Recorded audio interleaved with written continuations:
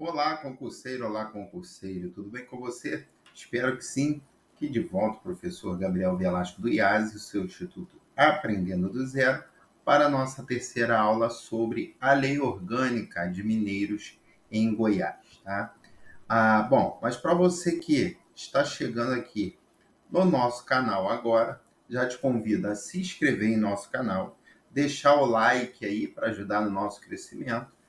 Ao se inscrever, você ativa o sininho para receber notificações dos vídeos, conteúdos que forem lançados aqui no canal. E também já te convido a compartilhar o nosso conteúdo, que vai nos ajudar bastante. Então, primeiro, se inscreva, ativa o sininho, deixa o seu like, também compartilhe o nosso conteúdo. Tá? Essa é a nossa terceira aula, nossa última aula, tá? Esgotamos aí com essa aula o conteúdo de lei orgânica. E você que vai fazer o concurso de mineiros, na descrição do vídeo você já encontra também aulas, tá? Sobre o Estatuto do Servidor, que também será cobrado como disciplina específica no concurso. Tá? Então vem comigo aqui. Nós vamos falar aí um pouquinho da política econômica do município, tá bom? O que o município ele promove, como ele age, falando da política da municipalidade. Então, o artigo 124, a redação diz que o município promoverá o seu desenvolvimento econômico, agindo de modo que as atividades econômicas realizadas em seu território contribuam para elevar o nível de vida, o bem-estar da população local, bem como para valorizar o trabalho humano. Porque, pessoal, a União, por exemplo, ela tem a política econômica dela, assim como o Estado tem. Só que na forma macro, tá? Aquela forma que abrange toda a União, não olha de forma específica para o município. E quem vai olhar de forma específica para as peculiaridades, necessidades do município é o governo municipal. Tá legal? Porque ele vai trabalhar as necessidades da população local, visando o bem-estar da população local, dos munícipes, tá? De uma forma mais específica, beleza? Parágrafo único. Para a consecução do objetivo mencionado neste artigo, o município atuará de forma exclusiva ou em articulação com a União ou com o Estado. Compreenderam? Por isso que eu falei anteriormente sobre a forma mais particular que o município trata da sua população. Artigo 125, na promoção do desenvolvimento econômico, o município agirá sem prejuízo de outras iniciativas no sentido de, coloquei alguns aí, privilegiar a geração de empregos, tá? Racionalizar a utilização de recursos naturais que estão dentro do município, proteger o meio ambiente, ok? A proteção do meio ambiente, a gente já viu que é dever, tá?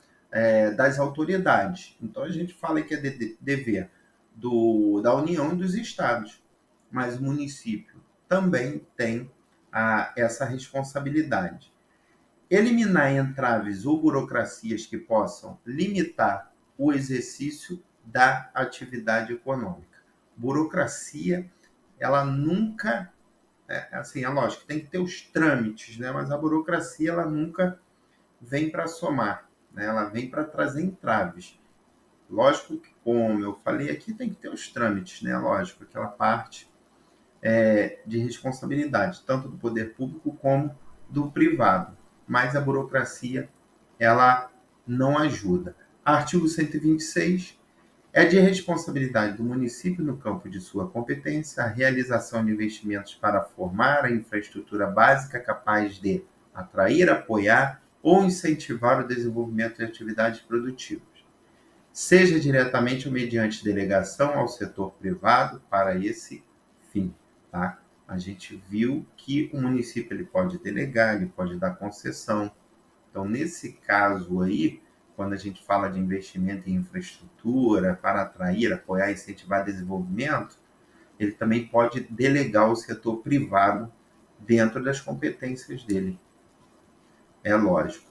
Artigo 127. O município desenvolverá esforços para proteger o consumidor através de orientação e gratuidade de assistência jurídica, independentemente da situação social e econômica do reclamante, criação de órgãos no âmbito da prefeitura ou da Câmara Municipal para a defesa do consumidor e também atuação coordenada com a União e o Estado. Sempre o município ele vai procurar essa coordenação, essa cooperação da União e do Estado, principalmente do Estado, né, que ele está inserido. Artigo 128. O município dispensará tratamento jurídico diferenciado a microempresas e a empresa de pequeno porte, assim definidas em legislação municipal, tá? É porque elas demandam de um incentivo maior. Artigo 129. O município em caráter precário, por prazo limitado, definido em ato do prefeito, permitirá às microempresas estabelecerem na residência de seus titulares, desde que não prejudiquem as normas ambientais, de segurança, de silêncio, de trânsito e de saúde pública. Tá? Caráter precário é aquele que não tem força, que qualquer momento pode ser desfeito. Artigo 130. Os portadores de deficiências física e de limitação sensorial, assim como as pessoas idosas, terão prioridade para exercer o comércio eventual ou ambulante no município. Tá? Então, esse rolzinho aqui tem preferência, tem prioridade, melhor dizendo, para exercer comércio eventual e ambulante. A gente está falando de idosos, pessoas com deficiência física, também com limitação sensorial.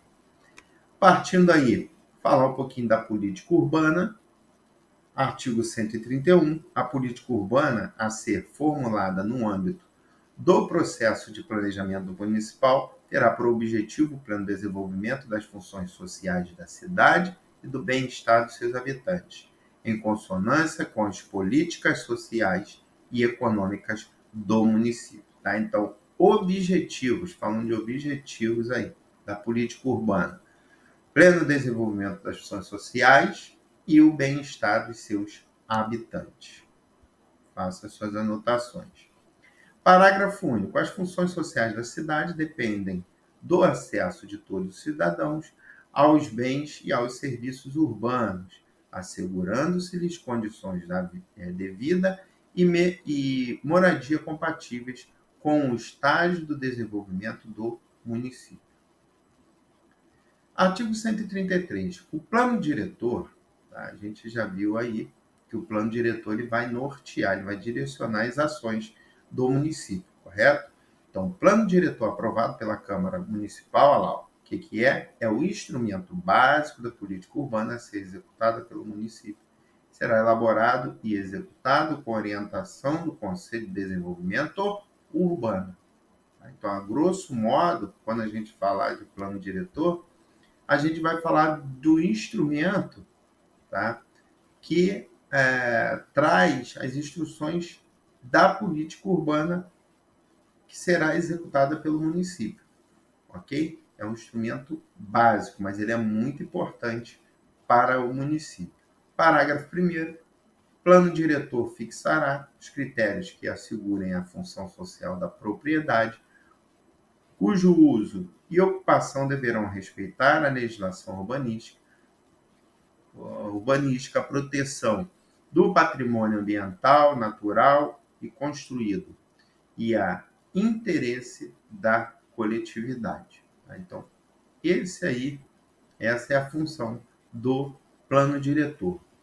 Parágrafo 2º, o plano diretor deverá ser elaborado com vistas a definir as áreas especiais de interesse social, urbanístico ou ambiental, para as quais será exigido aproveitamento adequado nos termos previstos na Constituição Federal.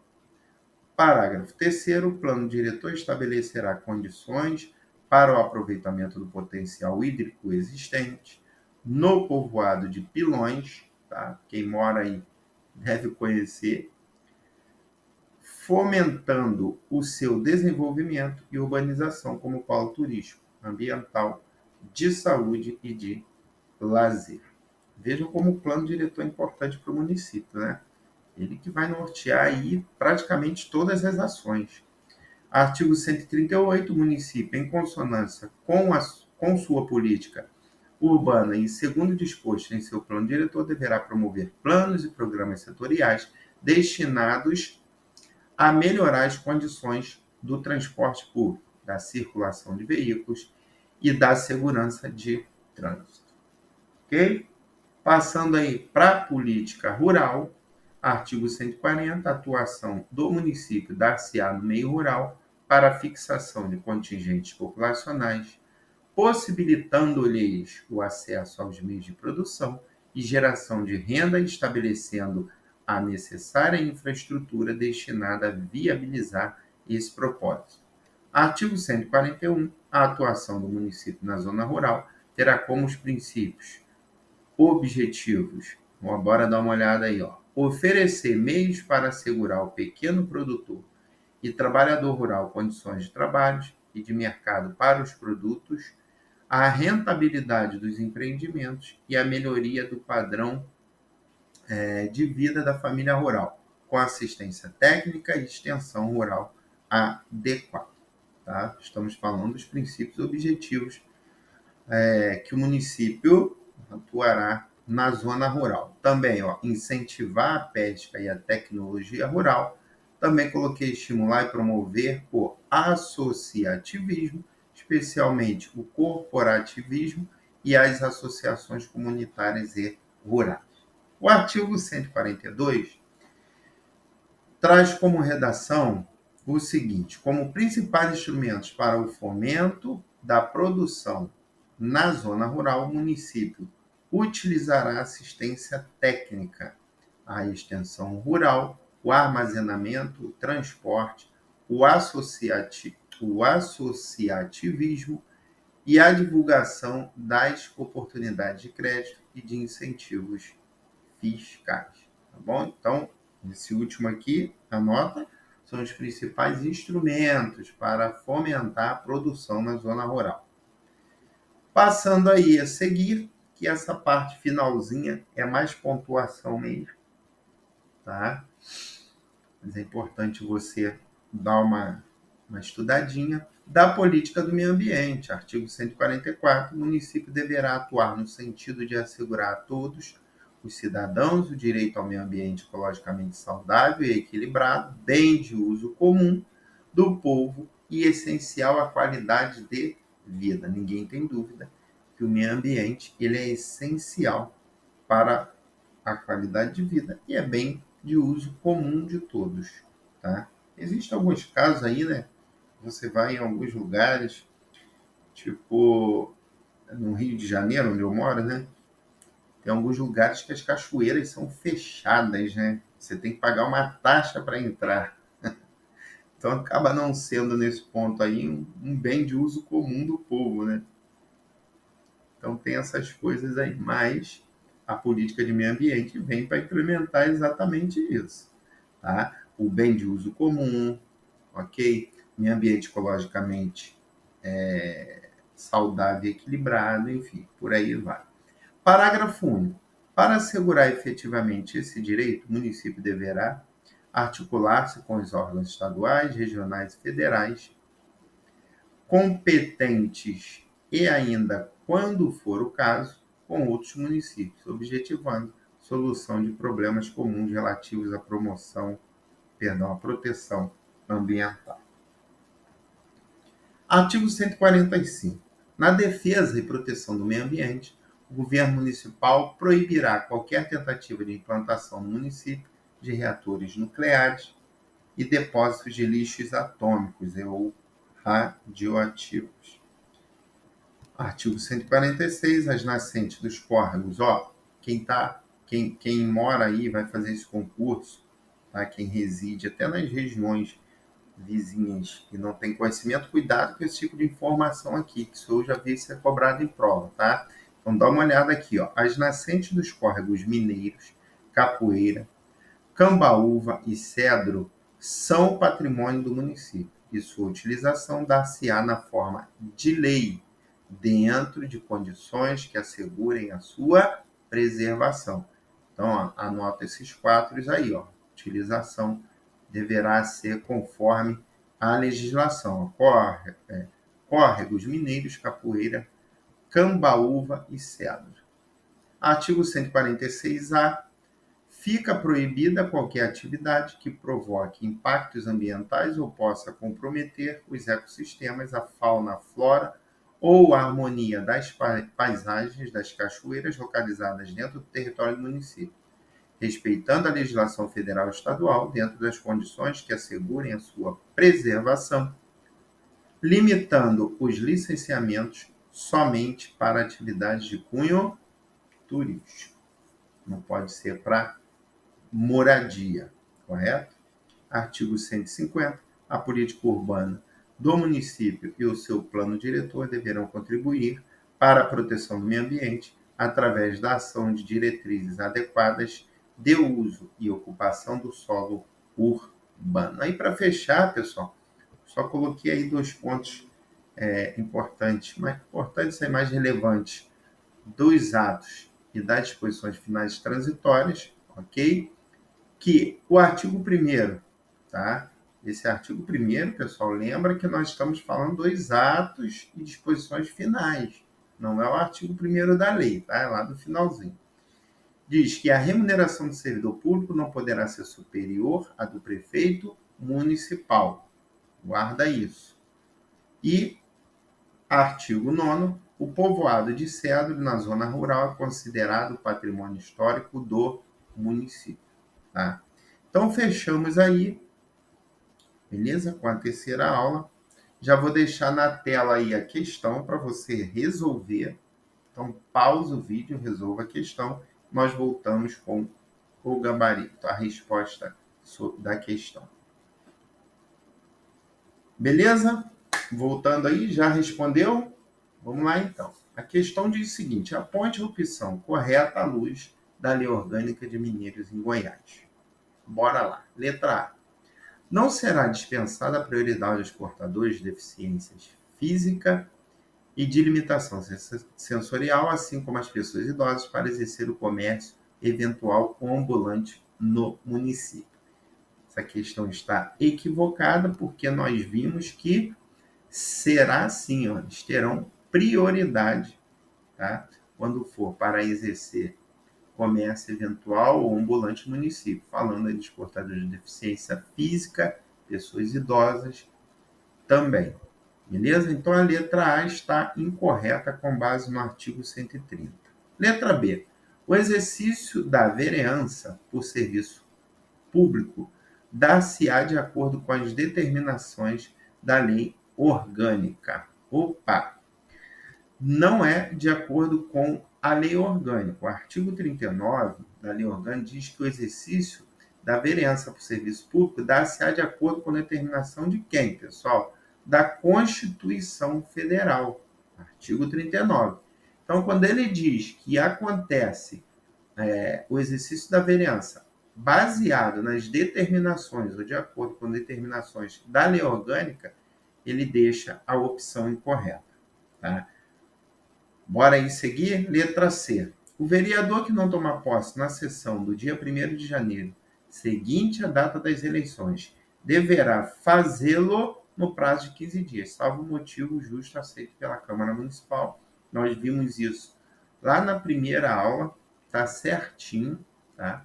Então, o vereador, ele, em regra, né?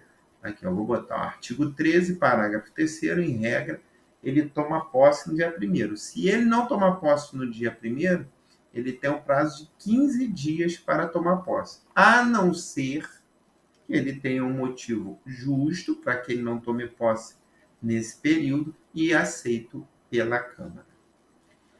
Então, aí é o nosso gabarito, a letra C. Beleza? Mas vamos analisar a D. Em caso de impedimento do prefeito, será chamado ao... Aqui ficou faltando um será. Será chamado ao exercício do cargo de prefeito presidente da Câmara. Não, não é nessa ordem. Nós vimos isso. O artigo 61, ele diz que, ó, em caso de impedimento do prefeito e do vice-prefeito, ou vacância do respectivo, será chamado ao exercício quem? Tá? Ao exercício do cargo de prefeito, o presidente da Câmara. O que acontece? Artigo 61. A questão, ela diz que em caso de impedimento do prefeito, é chamado, tá, para o exercício do cargo de prefeito, o presidente da Câmara. Não. No caso de impedimento do prefeito, é chamado quem? O vice-prefeito. Se o vice-prefeito não toma posse, aí sim é chamado presidente da Câmara. Tá? Então, o equívoco da questão está aí. Entendeu?